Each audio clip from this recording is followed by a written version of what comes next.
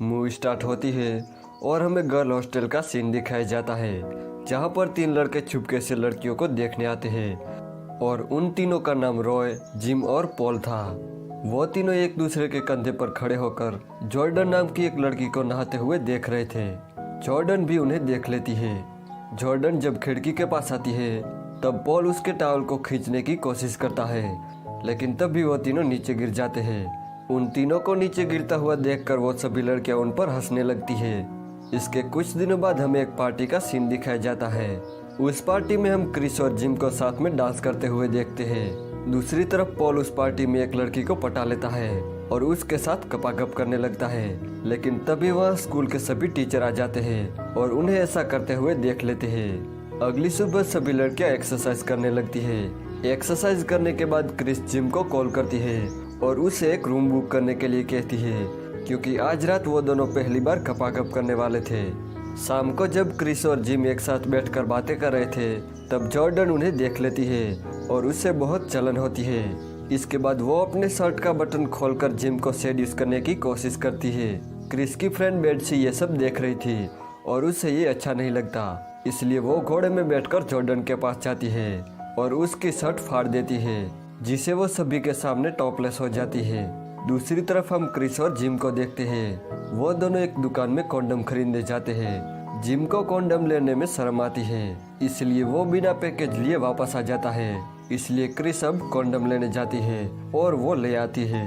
उस रात को वो तीनों लड़के लड़कियों के भेष में हॉस्टल में जाते हैं ताकि उन्हें कोई पहचान ना ले। इसके बाद पॉल बेट्सी के रूम में जाता है और क्रिस जिम को अपने रूम में लेकर जाती है और उसे मसाज करने के लिए कहती है। दूसरी तरफ पॉल और बेट्सी जब गपागप करने वाले थे तब पॉल को क्रिस और जिम की गपागप करते हुए आवाज सुनाई देती है, इसलिए वो उन्हें देखने जाता है। पॉल जब खिड़की से उन्हें देखता है तो वो तो बस मसाज कर रहे थे, लेकिन तभी पॉल का पैर फिसल जाता है और वो नीचे गिर जाता है। यहाँ क्रिस और जिम जब गपागप करने वाले थे तभी वहाँ जॉर्डन आ जाती है और उन तीनों में बहस हो जाती है, जिस वजह से क्रिस गुस्सा होकर हॉस्टल से बाहर आ जाती है। पॉल जब उस रूम में वापस जाता है तब हॉस्टल की सभी लड़कियां जाग जाती हैं, इसलिए वो तीनों वहां से भाग जाते हैं। अब क्रिस जिम से नाराज हो गई थी। जिम उसे मनाने की बहुत कोशिश करता है। एक बार मीटिंग के दौरान जिम की मुलाकात क्रिस के डैड से होती है। जिम उनसे कहता है कि आप क्रिस को मनाओ। जिम उन्हें क्रिस को मनाने के लिए कहता है। फिर क्रिस के डैड क्रिस को समझाते हैं कि जिम एक अच्छा लड़का है। फिर थोड़ी देर बाद क्रिस जिम के पास जाती है और उन दोनों का पैचअप हो जाता है। इसके बाद हम जॉर्डन के फादर को देखते हैं। उन्होंने हाल ही में एक नई शादी की थी। वो बहुत ही अमीर थे।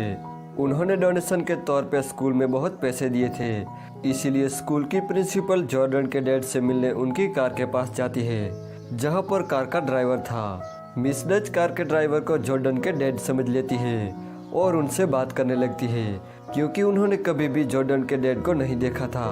वो ड्राइवर इस मौके का फायदा उठाता है और मिस डच को कार में ले जाके पेलने लगता है।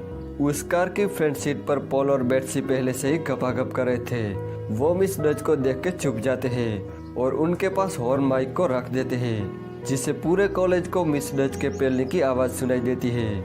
इस बात का मिस डच को जब पता चलता है तब वो पॉल को गला दबाने लगती है, जिससे वो गाड़ी स्टार्ट हो जाती है और वो कार एक स्विमिंग पूल में गिर जाती है। अगले सीन में हम क्रिस और जिम को देखते हैं। उन दोनों ने एक होटल में रूम लिया था, क्योंकि आज रात वो पहली बार गपागप करने वाले थे, लेकिन उन दोनों का ये पहली बार था, इसलिए घबराहट की वजह से उन दोनों के बीच ऐसा कुछ भी नहीं होता। दूसरी तरफ पॉल जॉर्डन को फंसा के एक रूम में ले जाता है और जबरदस्ती उसके साथ गपागप करने की कोशिश करता है, लेकिन तभी वहाँ बेट्सी आ जाती है और पॉल को बहुत मारने लगती है। अगली सुबह हम क्रिस और जिम को एक बीच पर देखते हैं, जहां वो दोनों खुले आसमान के नीचे गपागप करते हैं और इसी के साथ ये मूवी यहीं पर एंड हो जाती है।